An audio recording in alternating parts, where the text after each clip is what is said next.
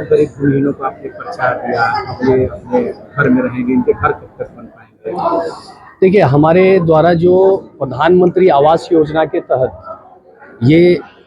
Photo खींचा गया है, पहले तो जो भी लोग हमारे यहाँ भूमिहीन हैं वो हमारे कार्यकर्ताओं के माध्यम से, हमारे जनप्रतिनिधियों के माध्यम से हम लोगों ने एक सर्वे कराया था कि हमारे विधानसभा क्षेत्र में कितने लोग भूमिहीन हैं जो कि सरकारी जमीन पे बसे हुए हैं या उनके पास भूमि नहीं है या बहुत कम भूमि है,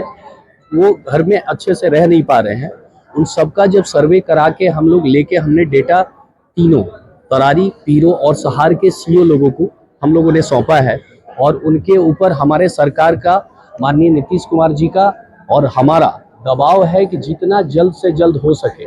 जितने लाभुक को हम ज़्यादा से ज़्यादा भूमि आवंटन कर सके, उसके थ्रू ये चौथा प्रोग्राम है जो हम लोग ये कर रहे हैं। ज़्यादा से ज़्यादा लोगों को हमारा प्रयास है कि आने वाले 1 महीने और बचे हैं चुनाव में, उससे पहले हम ज़्यादा से ज़्यादा लाभुकों को ये सुविधाएं पहुंचा सकें। साथ में हो गई जब प्रधानमंत्री मोदी जी की जो योजना है आवास योजना,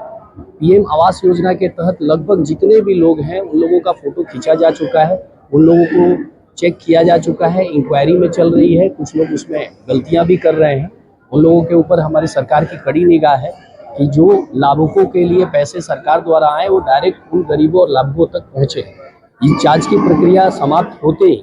माननीय मोदी जी, माननीय प्रधानमंत्री हमारे मोदी जी द्वारा बटन दबा के सबको एक साथ घर देने का कार्य किया जाए। क्या माना जाए, अब विशाल प्रसाद के कार्यकाल में अब एक भी भूमिहीन बचेंगे नहीं, या फिर अब वैसे लोग कोई नहीं मिलेंगे पूरे विधानसभा में जिनका क्षेत्र में हो, घर ना हो? हमारा प्रयास हमेशा रहेगा कि स्वास्थ्य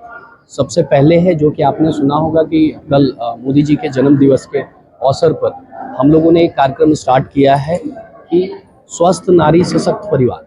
स्वस्थ नारी सशक्त परिवार के तहत हम सारी महिलाओं का जांच कर रहे हैं। उनके मानसिक जांच हो रही है, एनीमिया जांच हो रही है, आंखों का जांच हो रहा है, दांतों का जांच हो रहा है और कोई भी चीज़ें अगर ऐसी पाई जा रही है तो उसके लिए तत्काल हमारे पास एम्बुलेंस की सुविधा है। हमारे पास दुनिया का सबसे बड़ा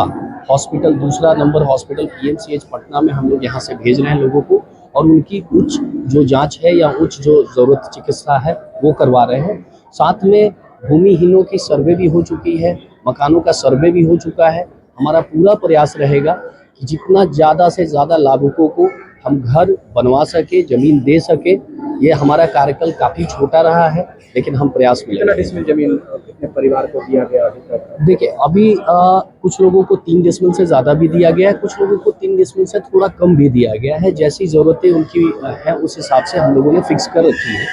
और दूसरा ये है कि लाभुकों की गिनती हम आपको अपने मैनिफेस्टो में जो हमारा ऑलरेडी आने वाला है कि जो 9 महीने के कार्यकाल में आपने एक छोटा सा नमूना देखा ही होगा